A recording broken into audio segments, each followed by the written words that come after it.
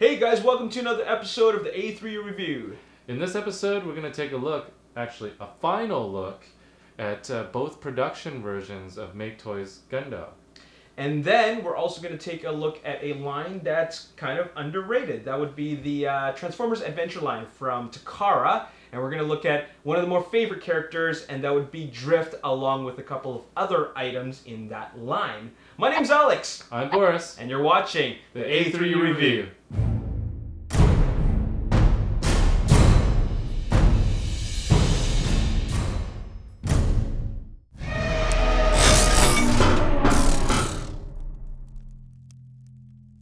So what we have right in front of us is something that might be a little bit familiar to you guys. It is the Gundogs from MakeToys, and we have the N version and the Y version. One's supposed to be representative of the toy color, one's representative of the toon colors. Yes. Now, we did have this on our first look show back a little bit ago after TFCon, and we took a look at some of the test shots. They've actually improved a little bit since the test shot, so we can finally actually review and do proper comparison. Yes. Also transform it into vehicle mode, so we can show everyone, and you know, give you guys a little bit insight on the actual final version versus what we had the first time. Yeah.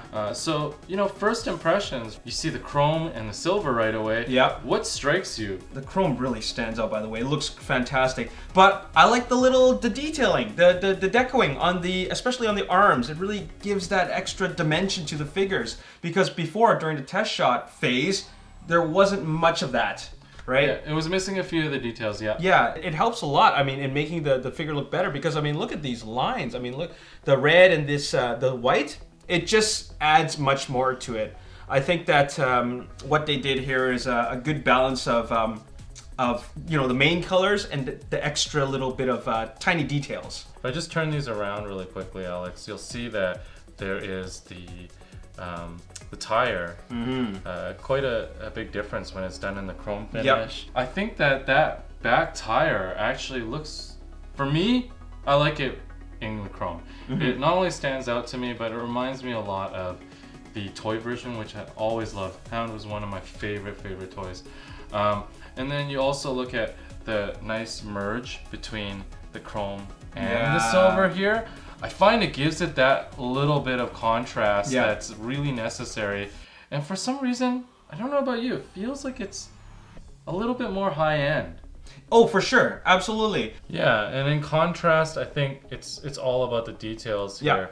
I mean, not that I don't like the silver paint. I think it's really good, and I do think it's very cartoon accurate. But it loses some of that detail because it's cartoon accurate. So you got the full-on shades of silver brushed aluminum here for everything, but the diversity between the chrome and the silver paint on this one really gives it that extra bit of contrast. I find that especially done on the wheels and just on the guns, and also the mirrors, the side mirrors. All in all, when you put it all together and all the little details of the red paint here and the little bit of white on the side, I don't know, it feels like this one's more high-end than this one. With all of that said, and not to say that I don't like this one because it's more accurate, just doesn't feel as high-end as a toy. Oh, I totally know what you mean, especially with that rocket piece. I mean, the shoulder rocket, because it's really only 2 colors, right? And this one, you know, you have 3 different colors, but it just looks so much nicer. As for the rest of it, it's a toss-up. I mean, I like darker colors. I like chrome. This is definitely for someone who is more of the fan of the cartoon. So, yeah, I mean, depends on what you're into. I mean, there are some things that are nice about this. I mean, even though, you know, this is all chromed up, silver paint actually still does make the wheels look nice. You know, especially, you know, when you look at the 2 different colors, you know, the black tires with this silver paint. I mean, there's some people who don't like everything all chromed out, right? So I find that it still looks good even in silver paint for the tires. Yeah, I think so too, and it's definitely not a knock on that. No. The paint job is really good on both of them, by the way. Yeah. But yeah, it's just I don't know if you also notice, like it's also the fact that these tires are glossier than these ones. You notice that? Oh, these are much more matte. They are rubber, by the way. Yeah. So that's really cool too. They have a cool feel to them. Yeah. But this one's actually glossy rubber. So it adds to that feel. You know what I mean? And if you're a fan of the G1 toy, I mean, this is obviously ultimately you'll want the toy version because you know, stacked beside the actual G1 toy. Yeah. I should probably just. Oh yeah, there you go. There. Check that out. That is the G1 Hound. Yeah, it had a much darker green scheme on it. Yeah. And it had all the nice complementing chrome as well. This is a little bit faded. It's, you know, it's obviously an toy old from piece. 30 years ago. But you know, it is darker obviously than the cartoon colors. And then we also have the Henkei Hound, which in my opinion is probably one of the best deluxe toys ever made. Look at this. It was amazing for its time in terms of its articulation, the transformation, the likeness, just really done well, and the coloring was really done well. And you can see this is actually not a complete match to the cartoon colors for the Henkei, but it was definitely closer, very close to the cartoon. Yeah. And it still, I think, stands the test of time. It's still a very nice figure today. Definitely. And this is kind of what this one reminds me of, is the Henkei Hound. It gives me the same kind of pleasure of looking at it and transforming it as well, and also the articulation, and it's really stepped up that detail. The articulation is unreal compared to the Henkei Hound. So, you know, definitely to each their own, whatever version you like. I'm gonna turn them into vehicle mode so that we can at least see from a vehicle standpoint what the details look like, see if there's any changes once it's in vehicle mode. Let's do it. Let's take a look. Here they are in vehicle mode, and now you can see a really big difference in the color. I guess because you're focused on all the green. Yeah, you don't have to see all those grays and the light grays. Yeah, it's good to see how the front looks, because you know, you got your classic chrome. It's definitely very toy accurate. Yeah. I mean, look at these really stand out, like more than before. Yeah, one thing I should mention, it doesn't really show up probably on the camera very well, is this dark green that we have is, there's actually a little bit of metallic in it. It's like yeah, you can see it kind of shines slightly. Yeah, so that's really cool.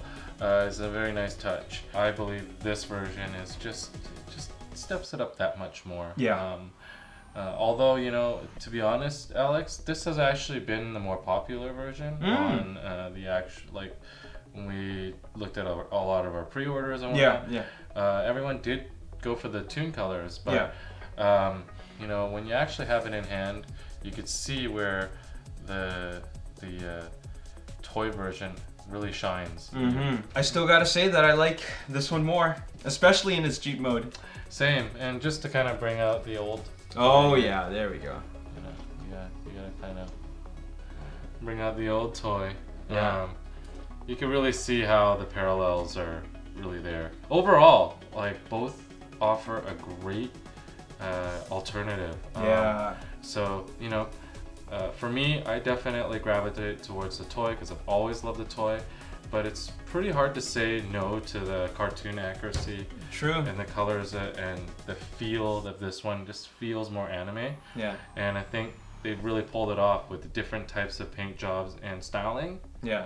That's what helps each one to actually really stand out. Yeah. So, you know, when people come to the store and they ask me why two of them, they're actually very different toys once you've actually had a chance to play with it. Yeah, and both of them are great. Yep. Yeah, both of them are great. I don't think one is like more better than the other. They're just great in different kind of ways. Yeah, and so, you know, depending on your preference, this offers a great alternative to both kind of fans. Yeah. And hey, if you're one of those fans that need to have both because you love Hound, like me, then that's even better. Now you got two versions. Yep, get it while you can.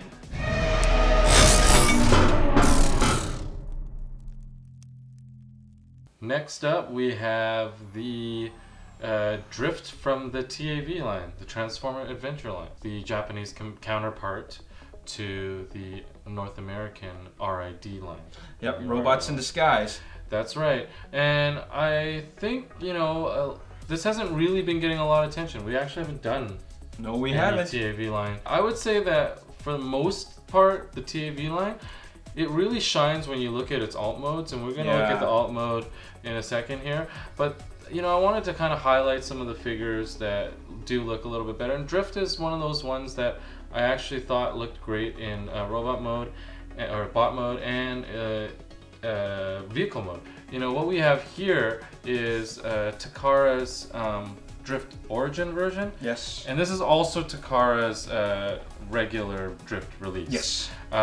It's actually very similar to the North American release. Yep. The orange is slightly different, and so are a lot of the details, like the trim and the black and everything.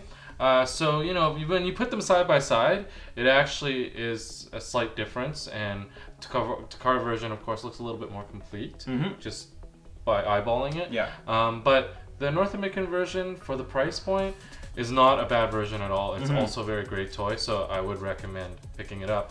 But a lot of people come into the store and they ask me, you know, what's different about this mold? Yeah. So, you know, right when you look at it, Alex, you probably noticed there's actually not a whole lot different about the mold itself. Not a whole lot of difference at all. I mean, if you really pay attention to it, really just paint. Except for the head sculpt. The head sculpt. That's what really throws it off. Yeah, so to answer a lot of people's question that might not be picking these up, that are kind of considering it, this sports more of your classic, you know, the drift from the comics. Features. Yeah, that's right. It also, you know, has the nice like Japanese writing on the side with the decaling from, you know, classic what we know of Drift. Yeah, and this obviously reminds us of the United line from Takara.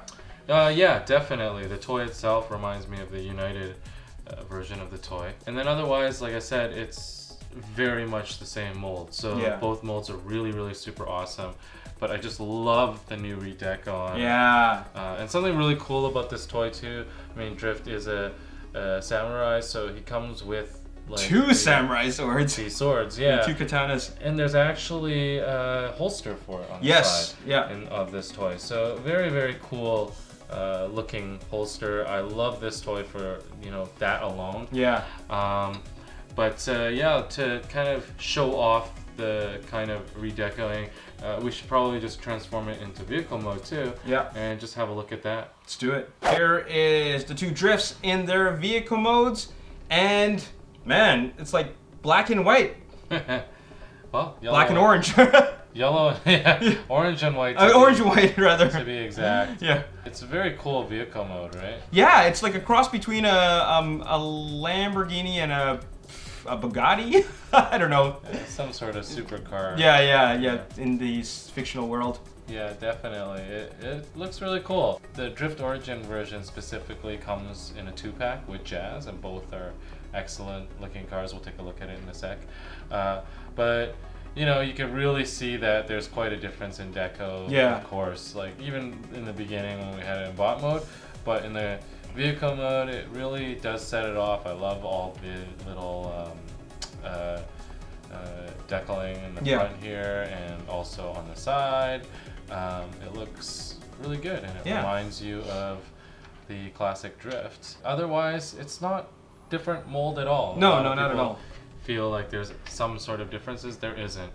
It really is the paint job, the aesthetics that have changed. Yeah. But overall, I kind of like the white version better. I like the white one. It just feels clean. Like you get the white and the the red decals here and there. This one, orange and black. Sure, it goes well together, but doesn't look nearly as cool as this. Definitely, if you're a Drift fan, I highly recommend both.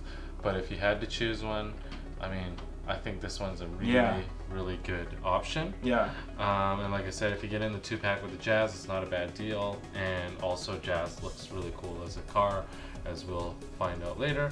And another thing I wanted to point out in this mold, for those of you that don't own any of this, there's kind of storage for the two swords that we had earlier. Yeah. It's just kind of clips onto the bottom with tabs. Yeah. And really nice touch.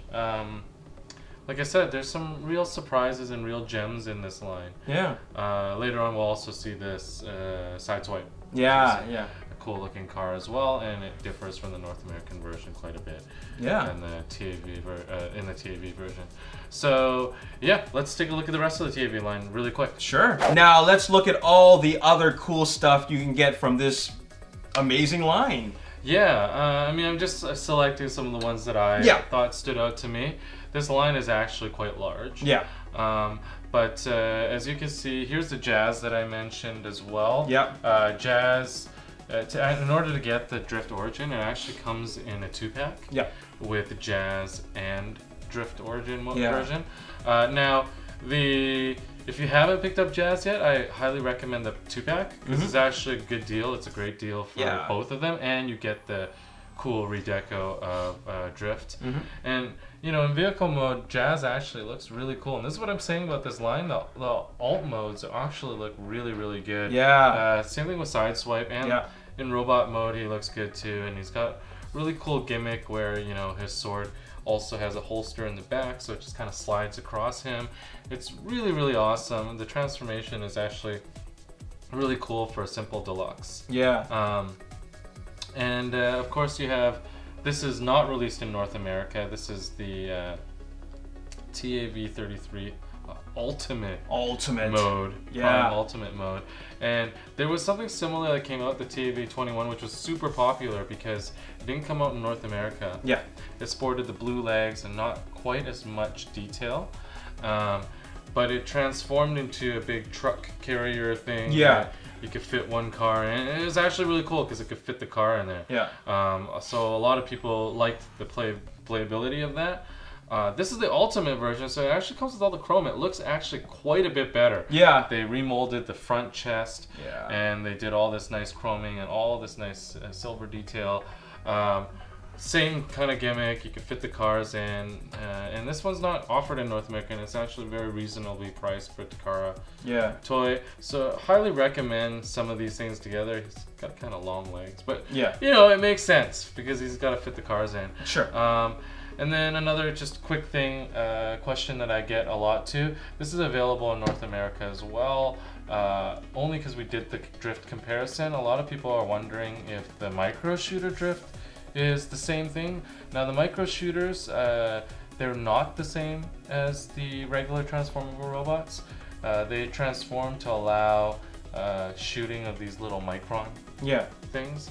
So the Micron shooter, sorry, I said micro earlier. It was Micron shooter. But the Micron shooter version of drift is actually not the same mold. I get that question a lot, so that should answer that.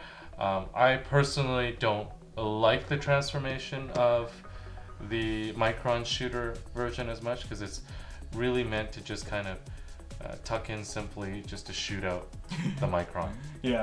So I didn't really personally have that much fun shooting out the Micron, but the Microns really look cool. They look really good. Really nice colors. Great concept.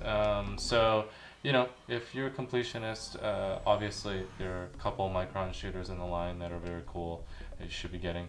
But yeah, that's the TAV line. Let's you know, let's get some more people out to enjoy this line. I really feel like it suffered a little bit. It's an underappreciated line, but as you can see here, there's some great products in this line. You just have to give it a chance. Definitely. And that's our episode for today. We hope you enjoyed it. Next episode, we are going to have a special Christmas version of the A3U review, and it'll be our last episode in the season, actually, before we boot up for next year. That's right. So we hope you enjoyed it, and if you did, hit the like button, subscribe to the YouTube channel, like us on Facebook, Ages3 and Up, and also follow us on Twitter at Ages3 and Up. We'll see you in 2 weeks. See you in 2 weeks.